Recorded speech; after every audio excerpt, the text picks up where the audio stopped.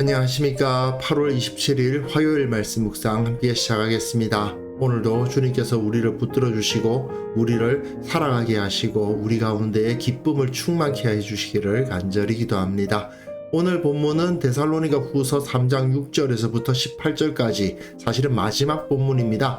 데살로니가 후서를 마치면서 데살로니가 후서를 통해서 바울이 무엇을 가장 강조해 왔던가 하는 것을 확인하고 우리가 우리에게 주어진 하루하루를 어떻게 살아가야 될 것인가를 한번 생각해 보는 시간이 되었으면 좋겠습니다. 그럼 먼저 말씀 보시겠습니다. 형제들아, 우리 주 예수 그리스도의 이름으로 너희를 명하노니 게으르게 행하고 우리에게서 받은 전통대로 행하지 아니하는 모든 형제에게서 떠나라. 어떻게 우리를 본받아야 할지를 너희가 스스로 아나니 우리가 너희 가운데서 무질서하게 행하지 아니하며 누구에게서든지 음식을 값없이 먹지 않고 오직 수고하고 애써 주야로 일함은 너희 아무에게도 폐를 끼치지 아니하려 함이니 우리에게 권리가 없는 것이 아니요 오직 스스로 너희에게 본을 보여 우리를 본받게 하려 함이니라. 우리가 너희와 함께 있을 때에도 너희에게 명하기를 누구든지 일하기 싫어하거든 먹지도 말게 하라 하였더니 우리가 들은즉 너희 가운데 게으르게 행하여 도무지 일하지 아니하고 일을 만들기만 하는 자들이 있다 하니 이런 자들에게 우리가 명하고 주 예수 그리스도 안에서 권하기를 조용히 일하여 자기 양식을 먹으라 하노라. 형제들아, 너희는 선을 행하다가 낙심하지 말라. 누가 이 편지에 한 우리 말을 순종하지 아니하거든 그 사람을 지목하여 사귀지 말고 그로 하여금 부끄럽게 하라. 그러나 원수와 같이 생각하지 말고 형제같이 권면하라. 평강의 주께서 친히 때마다 일마다 너희에게 평강을 주시고 주께서 너희 모든 사람과 함께 하시기를 원하노라. 나 바울은 친필로 문안하노니 이는 편지마다 표시로서 이렇게 쓰노라. 우리 주 예수 그리스도의 은혜가 너희 무리에게 있을지어다.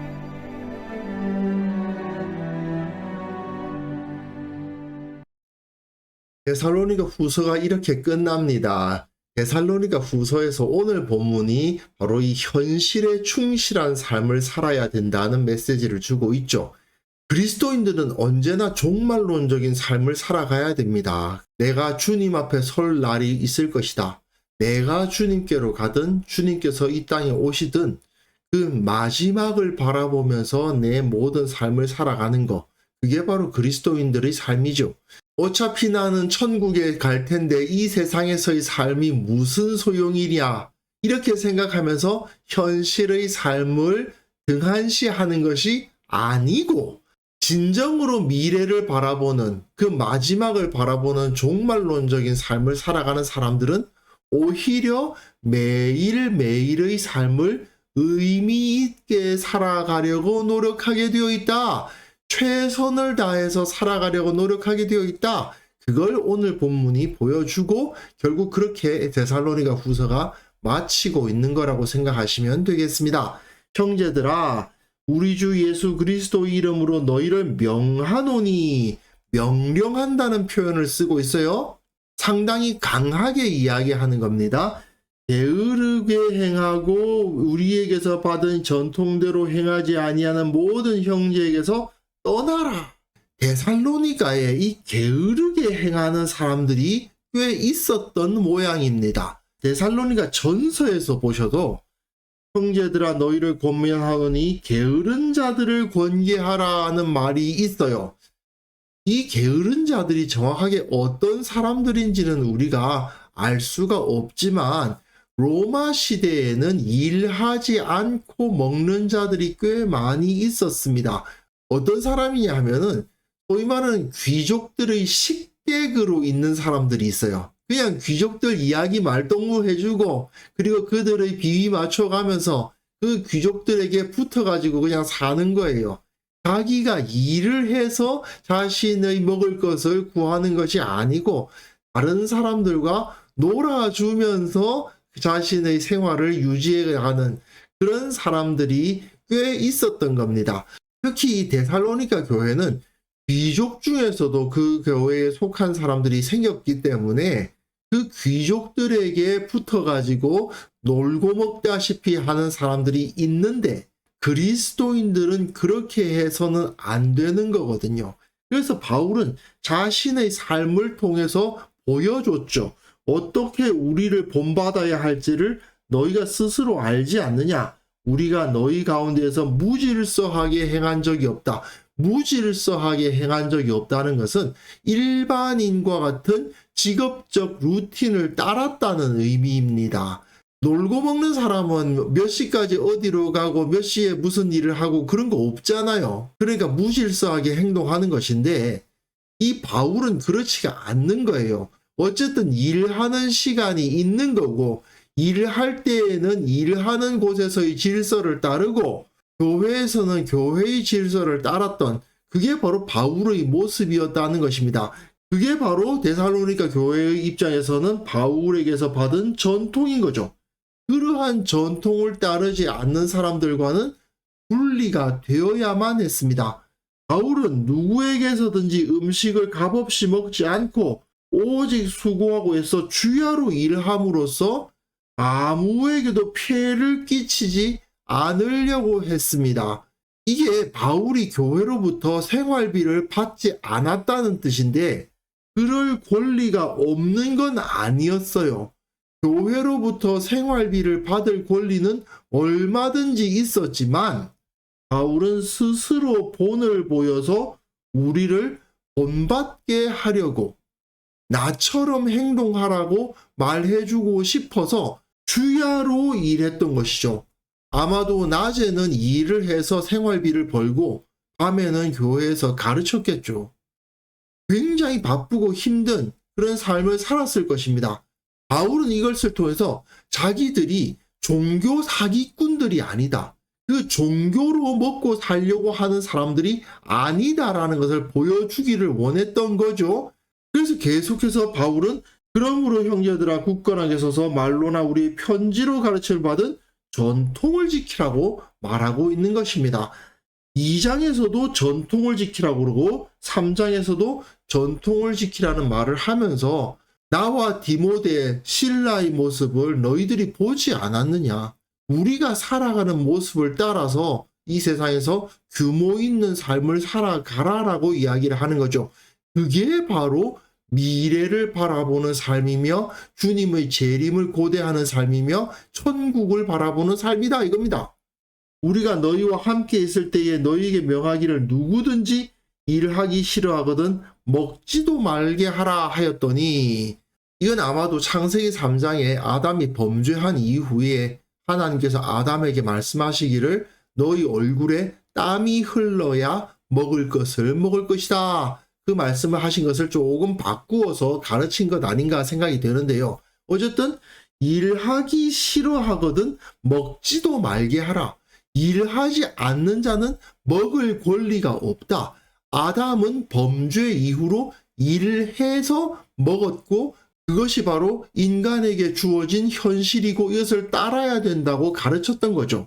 문제는 좀 전에 말씀드렸습니다마는 1세기 로마에서는 일하지 않으면서도 먹는 사람들 꽤 있었거든요. 귀족들의 놀이 상대만 되어주면 먹을 수 있었으니까. 그런데 이런 사람들은 사실상 그 사회나 또는 교회에 어떠한 선한 영향력도 끼치지 못하는 거 아닙니까? 그야말로 쓸모없는 존재가 되어버리는 거거든요. 그렇기 때문에 바울은 그것에 대해서 확실하게 지적하면서 너희들 가운데 게으르게 행하여 도무지 일하지 아니하고 일을 만들기만 하는 자들이 있다 하니 자기는 일을 안 하는데 일을 시키기만 하는 자들이 있다는 겁니다. 게으르게 행해서요. 사실 로마 시대에서는 귀족이나 귀족 옆에 붙어서 놀이 상대 되어주는 사람들, 그런 사람들은 늘 노예가 옆에 있다 보니까 노예들을 부릴 줄만 알지 자기가 일할 줄은 전혀 모르는 사람들이었을 거 아닙니까? 그 사람들이 교회 내에서도 그런 식으로 행동하는 거예요. 바울은 그런 사람들은 교회 내에서는 꾸지람을 받아야 된다. 바로 세워져야 된다라고 가르치고 있는 겁니다. 이런 자들에게 우리가 명하고 명령한다. 주 예수 그리스도 안에서 권하기를 조용히 일하여 자기 양식을 먹으라. 조용히라는 말은 떠들지 말라는 뜻이 아니라 꾸준하게 자신의 노동의 대가를 받아서 자기 양식을 먹는 삶을 살아야지 세상에서 귀족들에게 빌붙어서 편하게 먹고 사는 그러한 삶을 살아서는 안 된다라고 가르치는 거죠. 그런데 사실 로마 사회에서 일하는 사람들이 부러움의 대상이 되었겠어요? 아니면 일하지 않는 사람들이 부러움의 대상이 되었겠어요? 뭐 자기가 귀족으로 태어났거나 또는 귀족 옆에 붙어서 귀족들의 놀이 상대가 되어주면서 놀고 먹는 사람들이 사실상 부러움의 대상이 되거나 하지 않았겠습니까? 그러니까 낙심할 일이 많겠죠. 나는 부지런히 주야로 일하면서 내 먹을 것을 구하고 교회를 섬기고 있는데 저자들은 아무것도 안 하고 놀고만 있고 일만 만들며 자기들이 귀족이라고 교회에서도 다른 사람 시키기만 하고 있는데 그런 사람들을 보면 마음에 낙심이 되죠. 그리고 나도 아무것도 안 할래. 나도 그냥 게으르게 살래. 이렇게 생각할 수도 있는 거 아니겠습니까? 그렇기 때문에 바울은 그들을 격려하면서 너희는 선을 행하지 않느냐. 선하게 살아가다가 선을 행하지 않는 사람들을 보면서 낙심하는 일은 있어서는 안 된다. 그리고 순종하지 않거든. 내가 이렇게 주야로 일하는 모범, 전통을 보여줬는데 그걸 따르지 않는 자들은 그 사람을 지목하여 사귀지 말고 부끄럽게 하라. 벌을 주라는 이야기입니다. 물론 교회는 국가가 아니기 때문에 사형이나 태형이나 징역이나 이런 것을 가할 수는 없죠. 그렇기 때문에 교회에서는 벌을 줄 때에는 부끄럽게 하는 방식을 씁니다. 번징, 경책 또는 좀 심하게 말하면 수찬정지, 그러니까 성찬을 주지 않는 그런 것을 통해서 이 사람은 그리스도인이 아니다라고 선포하는 모습으로 벌을 주는데 그런 방식으로 그들을 징계하라. 잘못하는 사람들을 받아주지 말고 그들의 잘못을 드러내고 그들을 부끄럽게 하는 권징을 하라는 이야기죠. 그러나 원수와 같이 생각하지는 말고 형제같이 권면하라. 이건 교회에서 누군가를 징계할 때 반드시 지켜야 할 원칙이죠. 그 사람을 원수와 같이 생각하여서 미워함으로써 벌 주는 게 아니고 그 사람이 바로 서기를 바라기 때문에 그 사람의 삶을 바로 잡아주기를 원해서 그를 권면하고 그것이 잘 안 될 경우에 부끄럽게 하는 방식으로 이 교회를 이끌어 가야 된다라고 가르치고 있는 겁니다. 그리고 데살로니가 후서의 인사말이 나오는데요. 평강의 주께서 친히 때마다 일마다 너에게 평강을 주시고 주께서 너희 모든 사람과 함께 하시기를 원하노라. 평강, 평화하면 히브리어로는 샬롬이죠. 사실은 구약식, 유대교식 인사법이라고 할 수 있습니다. 데살로니가 교회는 대부분 다 이방인이었지만 바울은 너희가 결코 유대인보다 못한 존재가 아니라는 사실을 나타내어 주기 위해서 이렇게 평화라는 표현을 쓰면서 너희들은 예수 그리스도로 말미암아서 저들 유대인들보다 전혀 못하지 않은 하나님의 백성이다 하는 것을 말해주고 있고요. 우리 주 예수 그리스도의 은혜가 너희 무리에게 있을지어다. 이것은 신약적인 인사죠. 구약적인 인사와 신약적인 인사. 너희들은 예수 그리스도로 말미암아 구원받은 하나님의 백성이다. 저들 유대인들이 너희들을 무시하면서 너희들이 하나님의 백성이 아니라는 식으로 폄하할지 모르지만 결코 그런 말에 흔들리지 마라. 너희들은 샬롬으로 인사할 만한 유대인과 같은 하나님의 백성이며 또한 주 예수 그리스도의 은혜를 받은 저들보다 훨씬 더 고귀한 존재다라고 선포하고 있는 셈입니다. 그러면서 17절은 자기가 친필로 사인을 했다. 이건 분명히 내 편지다라는 것을 보여주는 부분이라고 할 수 있습니다.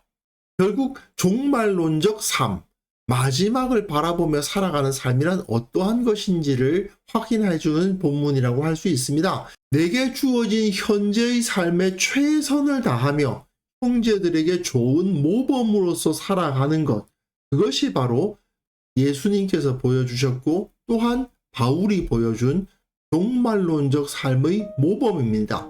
그리고 우리도 이러한 모범으로서 살아가야 되는 거죠. 또한 그 가운데 올바르지 않은 삶을 살아가는 사람들이 있다면 그들을 바로잡아 주기도 해야 될 것입니다. 그러니까 주님께서 내일 오시니까 모두 흰 옷을 입고 어느 한 곳으로 집합하시오 해가지고 그곳에서 주님의 재림을 기다리고 있는, 그것이 주님께서 원하시는 우리의 마지막 모습이 아닌 겁니다. 주님께서 다시 오셔서 보기를 원하시는 우리의 모습은 땀 흘려 일하는 모습일 거예요. 자기에게 주어졌던 그 일을 최선을 다해서 일하고 있는 그 모습을 보셨을 때 주님께서 기뻐하시는 것이지, 주님 다시 오신다 하고 흰옷 입고 어느 한 곳에 모여서 찬송 부르고 있는 모습이 주께서 기뻐하실 만한 모습이 아니라는 것을 우리는 이 시간 기억할 수 있었으면 좋겠습니다. 그래서 이 시간 함께 기도하실 때에는요, 주님께서 다시 오실 날을 바라보면서 매일의 삶에 충실한 경건하고 거룩한 자가 되게 하여 주옵소서. 우리 모든 성도들이 서로에게 모범이 되고 또한 서로가 서로에게 도전이 되어서 이 교회를 올바르게 세워가게 하옵소서. 함께 기도하는 시간 가졌으면 합니다.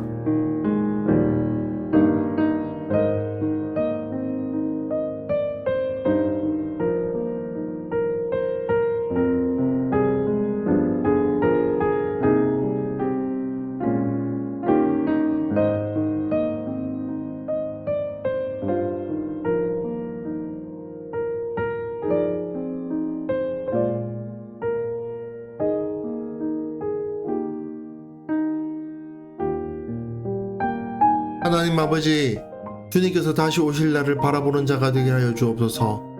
주님께서 다시 오실 것을 의식하면서 내게 주어진 매일의 삶에 충실하게 살아가게 하옵소서.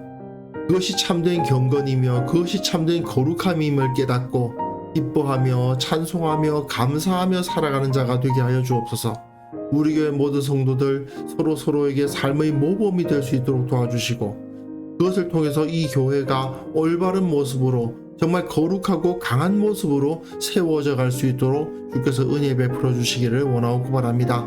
또한 이 한국교회에 속한 모든 그리스도인들이 참으로 마지막을 바라보며 매일의 삶에 충실히 살아가는 모습을 불신자들에게까지 보여줌으로 말미암아 세상 사람들에게도 모범이 되고 세상 사람들이 존경을 받고 세상에 강한 영향력을 끼칠 수 있는 그런 역사가 또한 일어날 수 있도록 도와주옵소서. 아버지, 오늘 하루의 삶 가운데 주님의 역사하심이 있기를 원합니다. 도와주시고 이끌어주시고 영적으로나 육적으로나 강건하게 도와주시며 주님께서 허락하신 그 기쁨과 은혜를 만끽하는 하루를 살아가게 하옵소서. 감사드렸고 예수님의 이름으로 기도합니다. 아멘.